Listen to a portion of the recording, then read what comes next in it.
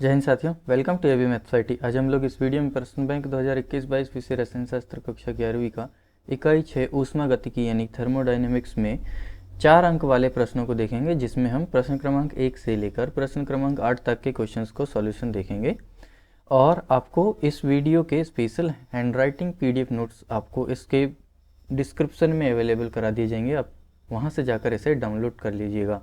4 अंक वाले प्रश्नों में प्रश्न क्रमांक 1 है हमारे पास, CO gas, CO2 gas, N2O gas और N2O4 गैस की विरचन एंथैल्पी क्रमशः -110, -393, 81 एवं 9.7 किलो जूल मोल इनवर्स है। तो हमें इस अभिक्रिया, ये टोटल अभिक्रिया में डेल एच का मान यहाँ पे फाइंड करना है। ठीक है, तो डेल एच का मान किसी अभिक्रिया के लिए फाइंड करने के लिए हमारे पास में फॉर्मूला होता है। ठीक है, डेल आर एच, यानी यहाँ आर का मतलब क्या है, रिएक्शन या अभिक्रिया। ठीक, उत्पादों का डेल एच और अभिकारकों का डेल एच। ठीक है, तो यहाँ पे हम सबसे पहले क्या करेंगे, उत्पादों के डेल एच को अभिकारकों के डेल एच से घटा देंगे। तो ये हमारे पास में फॉर्मूला होता है। इस फॉर्मूले से हम डेल एच का मान फाइंड कर लेते हैं किसी भी अभिक्रिया के लिए। ठीक है, तो यहाँ पे उत्पाद जो डेल एच है, इसमें क्या क्या चीज़ें हैं, उत्पाद क्या क्या है यहाँ पे हमारे पास में, N2O, ठीक है, और CO2, ठीक, जिसमें CO2 के 3 मोल हैं। ठीक है, और माइनस, अब जब हम यहाँ पे क्या करेंगे, अभिकारकों को रखेंगे, तो अभिकारक क्या है हमारे पास में, N2O4 और 3 CO। अब हमें इनकी विरचन एंथैल्पी का मान यहाँ से इस प्रश्न से उठाकर यहाँ रख देना है और इसे सॉल्व कर देना है। तो हमारे पास में आंसर आ जाता है -777.7 किलो जूल। ये हमारा आंसर होगा। प्रश्न क्रमांक 2 है हमारे पास, निम्नलिखित आंकड़ों से CH3OH लिक्विड की मानक विरचन एंथैल्पी ज्ञात कीजिए। ठीक है, तो हमारे पास में इस टोटल रिएक्शन के लिए डेल एच का मान दिया हुआ है, ठीक, -726 किलो जूल मोल इनवर्स। और जो प्रोडक्ट हैं, जो उत्पाद हैं, देखिए यहाँ पे CO2 है, इस CO2 के लिए भी हमारे पास में यहाँ डेल एच का मान दिया हुआ है -393 किलो जूल मोल इनवर्स। और इसी में जो उत्पाद है H2O, इसके लिए भी हमारे पास में इसका डेल एच का मान दिया हुआ है -286 किलो जूल मोल इनवर्स। ठीक है, तो अब हमने इस प्रश्न क्रमांक 1 में हमने सीखा था टोटल रिएक्शन के लिए जब भी हम उसकी डेल एच का मान फाइंड करते हैं तो कैसे निकालते हैं। इसका फॉर्मूला होता है हमारे पास में डेल आर एच, यहाँ आर जो होता है वो टोटल रिएक्शन के लिए होता है, और डेल एच उत्पाद माइनस डेल एच अभिकारक। तो ठीक है, इस रिएक्शन में आप ये देखेंगे कि जो उत्पाद हैं वो कौन से हैं और जो अभिकारक हैं वो कौन से हैं और उनकी एनर्जी का मान यहाँ पे क्या क्या दिया हुआ है। ठीक है, तो आप देख रहे होंगे हम क्या कर रहे हैं, इसमें उत्पादों को रख रहे हैं। ठीक, उत्पाद कौन से हैं यहाँ पे हमारे पास, CO2, ठीक है, क्या है हमारे पास में, CO2 और 2H2O। ठीक है, तो ये CO2 रहा और ये 2 मॉलिक्यूल H2O के। ठीक है, फिर अभिकारक कौन से हमारे पास में, CH3OH और 3/2 O2। ठीक, अब हम यहाँ पे इनकी वैल्यूज़ को रख देंगे और इसे सॉल्व करेंगे। लेकिन हम यहाँ पे O2 जो है ये वायुमंडल में हमें आसानी से प्राप्त हो जाती है और अधिक मात्रा में प्राप्त पाई जाती है, इस वजह से हम इसकी विरचन एंथैल्पी को शून्य मानेंगे। ठीक है, तो O2 की विरचन एंथैल्पी हम शून्य मान लेंगे, यानी इसके लिए डेल एच का मान क्या होगा, 0 होगा। तो अब इन वैल्यूज़ को हम इसमें इस समीकरण में रख देंगे। ठीक है, यहाँ पे जब हम इन वैल्यूज़ को रख के सॉल्व करेंगे तो हमारे पास में आता है, देखिए, -726। ये क्या है, टोटल रिएक्शन के लिए डेल एच का मान, ये देखिए हमारे पास में प्रश्न क्रमांक में दिया हुआ है। ठीक है, इक्वल -393। ठीक है, ये किसके लिए दिया हुआ है, उत्पाद CO2 जो है इसकी एनर्जी दी हुई है। ठीक, प्लस 2 गुणा -286। ठीक है, तो यहाँ पे 2 क्यों आया है, क्योंकि H2O कितने हैं, 2 हैं। ठीक है, तो यहाँ पे उत्पाद हो गया कंप्लीट। अब लगाएंगे हम माइनस और अभिकारकों को लिखेंगे। तो अभिकारक में CH3OH है, जिसको हमको क्या करना है, ज्ञात करना है। ठीक है ना, और O2 के लिए जो 3/2 O2 था, इसके लिए हमने क्या किए हैं, इसको 0 मान लिए हैं। ठीक है, तो 0 को हम यहाँ नहीं लिख रहे। ठीक है, अब हम इसको सॉल्व करेंगे तो हमारे पास में आंसर आएगा -239 किलो जूल मोल इनवर्स। ये देखिए हमारे पास में ये आंसर आ गया है। उम्मीद करता हूँ आपको ये क्वेश्चन समझ में आ गया होगा। प्रश्न क्रमांक 3 है, हैज़ का नियम उदाहरण देकर समझाइए। तो मैंने यहाँ हैज़ का नियम लिख कर रखा हूँ। देखिए क्या होता है, यदि रासायनिक परिवर्तन एक या एक से अधिक विधियों से एक या एक से अधिक पदों में पूर्ण की जाती है तो पूर्ण परिवर्तन के पश्चात उत्पन्न या शोषित ऊष्मा, ठीक है, उत्पन्न या शोषित ऊष्मा का मान समान रहता है, ठीक, चाहे परिवर्तन किसी भी विधि से किया गया हो, ठीक है। तो देखिए उदाहरण भी दिए हमने, ए को जेड में दो प्रकार से परिवर्तित किया जा सकता है। प्रथम विधि क्या, डायरेक्ट ए से जेड करेंगे तो टोटल क्यू ऊष्मा कैलोरी यहाँ पे निकलेगी, ठीक है।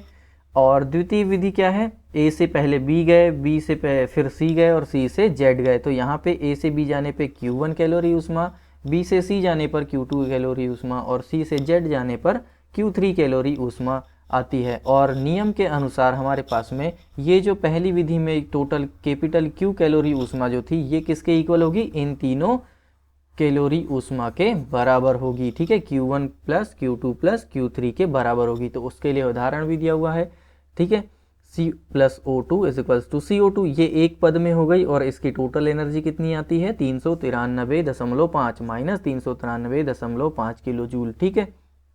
और द्वितीय विधि में क्या कर रहे हैं हम, यहाँ पे C और एक सिंगल O या हाफ O2 को हमने मिलाए और इसमें टोटल एनर्जी कितनी आई है हमारे पास में डेल H1 कितनी आई माइनस 110.5, ठीक है। और नेक्स्ट पद क्या है इसी में CO प्लस हाफ O2, इसको मिलाए तो हमारे पास में बन गया CO2। तो यहाँ पे हमने प्रथम विधि में जो एनर्जी पाए हैं, ठीक है, जो एनर्जी आई है वो है माइनस 393.5 किलो जूल, ये बराबर होगी इन दोनों एनर्जी के, ठीक है, जो हमने दो पदों में इस क्रिया को किए, तो इन दोनों पदों की क्रिया की एनर्जी का योग भी इसके बराबर होगा। देखिए यहाँ पे ये भी कितना आया है माइनस 393.5 किलो जूल। इस वीडियो के PDF आपको वीडियो के डिस्क्रिप्शन में अवेलेबल करा दिए जाएंगे, आप वहां से इसके PDF डाउनलोड कर सकते हैं।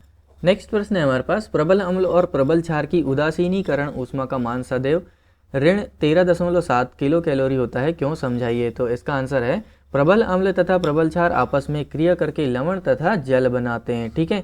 कैसे, देखिए NaOH क्या है, प्रबल क्षार, HCl क्या है, प्रबल अम्ल, ठीक है, इन दोनों ने क्रिया करके NaCl क्या है, लवण और H2O जल, ठीक है। एक और रिएक्शन देखते हैं, 2 मोल NaOH यानी क्षार प्रबल क्षार और 1 मोल प्रबल अम्ल H2SO4, ये भी मिलकर क्या बना रहे हैं N2SO4 Na2SO4 प्लस 2H2O, यहाँ पे लवण और जल का निर्माण हो रहा है। क्योंकि उदासीनीकरण अभिक्रियाओं में उत्पाद सदैव लवण तथा जल रहते हैं, ठीक है, यानी कि जब भी प्रबल अम्ल और प्रबल क्षार मिलेगा तो 100% उदासीनीकरण होता है और लवण तथा जल का निर्माण होता है। इसी कारण इन अभिक्रियाओं की ऊष्मा सदैव नियत रहती है, del H is equals to minus 13.7 kilo calorie, या आप इसे कह सकते हैं माइनस 57.32 किलो जूल, ठीक।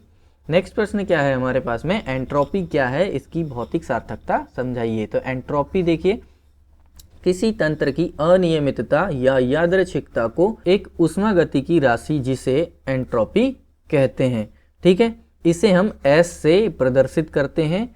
और एंथैल्पी तथा आंतरिक ऊर्जा की भांति एंट्रोपी भी एक अवस्था फलन है। अवस्था फलन मतलब क्या होता है कि प्रारंभिक स्थिति और अंतिम स्थिति पर निर्भर करता है, ना कि उसके पथ पर कि वह प्रारंभिक स्थिति से अंतिम स्थिति में कैसे पहुंचा, ठीक है। तो एंट्रोपी की भौतिक सार्थकता क्या होती है, एंट्रोपी वास्तव में एक भौतिक राशि है, लेकिन इसे ताप तथा दाब की भांति महसूस नहीं किया जा सकता। प्रकृति में होने वाले सभी प्रक्रम अनुत्क्रमणीय या स्वतः होते हैं, ठीक है। जैसे कि बर्फ से जल और जल से वाष्प बनने में अणुओं की नियमितता का क्रम नष्ट हो जाता है, यानी कि यहाँ पे एंट्रोपी बढ़ जाती है। जैसे बर्फ से ज़्यादा एंट्रोपी किसकी होगी, जल की, और जल से भी ज़्यादा एंट्रोपी किसकी होगी, वाष्प की, क्योंकि वहाँ उसके अणु जो होंगे वो अनियमित होंगे, उनमें क्या होगा, अनियमितता पाई जाएगी या यादृच्छिकता पाई जाएगी, ठीक है।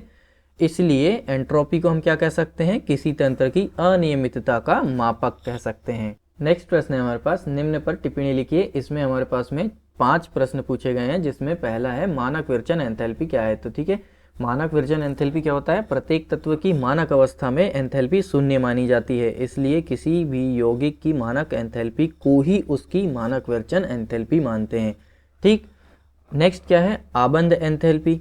आबंध एंथैल्पी क्या होता है, किसी द्विपरमाणुक अणु की आबंध एंथैल्पी वह ऊर्जा है जो कि 2 उदासीन परमाणुओं के साथ बंधित होकर उसके एक मूल अणु को गैसीय अवस्था में आने पर मुक्त होती है, ठीक है। तो यहाँ पे क्या है देखिए, ए बी जो है ये क्या है, उदासीन परमाणु, ठीक। ये क्या कर रहे हैं, आपस में बंधित युग्म बना रहे हैं और इसको बनाने में जो एनर्जी रिलीज हुई है, उत्सर्जित ऊष्मा जो है, उसी को हम क्या बोलते हैं, उसकी आबंध एंथैल्पी कहते हैं। नेक्स्ट है अभिक्रिया की मानक एंथैल्पी। तो मानक एंथैल्पी क्या होती है, मानक ताप कितना होता है, केल्विन में होता है 298 केल्विन, और दाब 1 atm, ठीक है। तो इसे एक हम क्या कहते हैं, मानक ताप तथा मानक दाब पर किसी अभिक्रिया की एंथैल्पी को ही उसकी मानक एंथैल्पी कहते हैं, ठीक। अगला प्रश्न क्या है हमारे पास में, अवस्था फलन और पथ फलन, ठीक है। तो अवस्था फलन और पथ फलन को ठीक है देखते हैं हम। अवस्था फलन क्या होता है, जब भी कोई तंत्र के गुण तंत्र की प्रारंभिक तथा अंतिम अवस्था पर निर्भर करते हों, ठीक है, अवस्था फलन कहलाते हैं। जैसे कि एंट्रोपी, मुक्त ऊर्जा, आंतरिक ऊर्जा, एंथैल्पी, ये सब क्या है, प्रारंभिक एवं अंतिम अवस्था पर निर्भर करते हैं, ना कि पथ पर, ठीक है। और पथ फलन क्या होता है, किसी तंत्र के वे गुण जो उस पथ पर निर्भर करते हैं जिस पथ से तंत्र प्रारंभिक अवस्था से अंतिम अवस्था में आया हो, ठीक है। तो यहाँ पे जो पथ फलन है ये पथ पर निर्भर कर रहा है, ठीक है। जैसे कि ऊष्मा, कार्य या ऊष्माधारिता। लेकिन आपने ये देखा होगा पार्ट 1 में हमने समझे थे कि जो ऊष्मा प्लस कार्य है ये क्या चीज था, अवस्था फलन था। नेक्स्ट है हमारे पास विस्तीर्ण और गहन गुण, ठीक है। तो विस्तीर्ण गुण क्या होता है, वे गुण जो पदार्थ की मात्रा पर निर्भर करते हैं, जैसे कि द्रव्यमान और आयतन। इसके लिए एग्जाम्पल ले सकते हैं आप, 1 किलो चीनी, ठीक है। तो 1 किलो चीनी का जो आयतन और द्रव्यमान होगा वो अलग अलग होगा, ठीक। लेकिन अगर हम यहाँ पे 2 किलो कर दें, 1 किलो से 2 किलो कर दें, ठीक है, तो यहाँ पे द्रव्यमान और आयतन क्या हो जाएंगे, दोनों बदल जाएंगे। जैसे 1 किलो चीनी का जो द्रव्यमान होगा वो अलग होगा और आयतन अलग होगा, 2 किलो चीनी का द्रव्यमान अलग होगा, आयतन अलग होगा। तो ये किस पे डिपेंड हो रहे हैं, पदार्थ की मात्रा पर डिपेंड कर रहे हैं, ठीक है। लेकिन गहन गुण क्या होता है, वे गुण जिसमें पदार्थ की मात्रा पर निर्भर नहीं करते। ऐसे गुण कौन से होते हैं, जैसे कि क्वथनांक, घनत्व। जैसे मान लीजिए हमने 1 लीटर जल लिए, तो 1 लीटर जल का क्वथनांक क्या होता है और घनत्व क्या होता है, ठीक है। लेकिन अगर हमने वहीं पे 2 लीटर कर दिए उस जल को, तब भी उसका घनत्व और क्वथनांक क्या होगा, सेम होगा, ठीक है। तो यहाँ पे गहन गुण हम किसको कहते हैं, जो पदार्थ की मात्रा पर निर्भर नहीं करते, और विस्तीर्ण गुण किसे कहते हैं, जो पदार्थ की मात्रा पर निर्भर करते हैं, ठीक है। उम्मीद करता हूँ आपको समझ में आ रहा होगा। इन सभी प्रश्नों के सॉल्यूशन आपको पीडीएफ के रूप में मिल जाएंगे, वीडियो के डिस्क्रिप्शन से आप डाउनलोड कर सकते हैं। नेक्स्ट प्रश्न है हमारे पास, व्युत्पत्ति कीजिए del H equals to del U plus nRT। तो देखिए इसकी व्युत्पत्ति हम किस तरह से करते हैं। माना कि स्थिर दाब पर किसी तंत्र की प्रारंभिक अवस्था में एंथैल्पी, आंतरिक ऊर्जा और आयतन क्रमशः H1, U1 और V1 है, ठीक। और इसी दाब पर, यहाँ दाब क्या है, स्थिर, ठीक है ना, स्थिर दाब पर, इसी दाब पर Q ऊष्मा पा करके जो तंत्र है वो अंतिम अवस्था में आता है, और अब इसकी एंथैल्पी क्रमशः बदल जाती है। एंथैल्पी, आयतन, आंतरिक ऊर्जा, ये सब क्या हो जाती है, H1 से H2, U1 से U2, V1 से V2, ठीक है। तो हम जानते हैं कि H इज इक्वल्स टू क्या होता है, U प्लस PV। तो इस तरह से अगर हम प्रारंभिक अवस्था के लिए बोलेंगे तो ये समीकरण आएगा, और अंतिम अवस्था के लिए बोलेंगे तो ये समीकरण आएगा। अब हम इनमें समीकरण 2 से समीकरण 1 को घटा देंगे, ठीक है। तो देखिए ये अंतिम अवस्था माइनस प्रारंभिक अवस्था, तो इसको हम क्या बोलते हैं, अवस्था में परिवर्तन, जिसको हम लोग काय से प्रेजेंट करते हैं, डेल से, ठीक है। तो डेल H आ जाएगा, H2 माइनस H1 का मान, U2 माइनस U1 का मान डेल U आ जाएगा, और यहाँ पे P कॉमन निकाल के V2 माइनस V1 का मान डेल V आ जाएगा, ठीक है। अब इसी समीकरण से डेल U को हमने क्या किए, ट्रांसफर कर दिए इस तरफ, ठीक है। तो ये प्लस में है तो ये आ जाएगा क्या, माइनस में, और इसे हम समीकरण नंबर दे देंगे 3, ठीक। नेक्स्ट पेज में देखते हैं क्या है। आदर्श गैस समीकरण से माना कि प्रारंभ में आदर्श गैस के N1 मोल थे और क्रिया के अंत में N2 मोल हो गए, ठीक है। तो PV बराबर nRT आपको पता है आदर्श गैस समीकरण होता है। अब यहाँ पे N1 मोल प्रारंभिक अवस्था के लिए और अंतिम अवस्था के लिए, ठीक है। दाब स्थिर है, आयतन V1 और V2 हो जा रहा है, ठीक है। अब हमने यहाँ पे फिर से क्या करना है, समीकरण 5 से समीकरण 4 को घटा देना है, ठीक। तो यहाँ फिर P कॉमन निकलेगा और V2 माइनस V1 आ जाएगा, तो इसे हम लिख सकते हैं डेल V, ठीक है। इधर N2 माइनस N1 आएगा तो इसे हम लिख सकते हैं डेल N। तो यहाँ पे हमारे पास में समीकरण नंबर 6 आ जाता है, P del V is equals to del nRT, ठीक है। इसे हम समीकरण नंबर 6 नाम दे देते हैं। अब इस समीकरण 6 में हम क्या कर रहे हैं, समीकरण 3 से मान रख देते हैं, ठीक है। तो P डेल V की जगह हम क्या करेंगे, डेल nRT को रख देंगे समीकरण नंबर 3 में, ठीक है, तो हमारे पास में आ जाएगा del H minus del U is equals to del n R T, और यहाँ पे डेल यू का हम फिर से ट्रांसफर उधर कर देंगे तो ये माइनस से प्लस में चला जाएगा, और हमारे पास में व्यंजक आ जाएगा del H is equals to del U plus n R T. यही हमारा अभिष्ट व्यंजक होगा। ठीक है, नेक्स्ट क्या है हमारे पास में, निम्न को परिभाषित कीजिए, दहन ऊष्मा और उदासीनीकरण की ऊष्मा। तो दहन ऊष्मा क्या होती है, एक मोल पदार्थ को ऑक्सीजन की प्रचुर मात्रा में जलाने पर उत्पन्न ऊष्मा को दहन ऊष्मा कहते हैं। और उदासीनीकरण की ऊष्मा क्या होती है, जब कोई एक मूल अम्ल किसी एक मूल क्षार से क्रिया करता है तो लवण तथा जल का निर्माण करता है, तब हमें जो ऊष्मा प्राप्त होती है उसे हम उदासीनीकरण की ऊष्मा कहते हैं।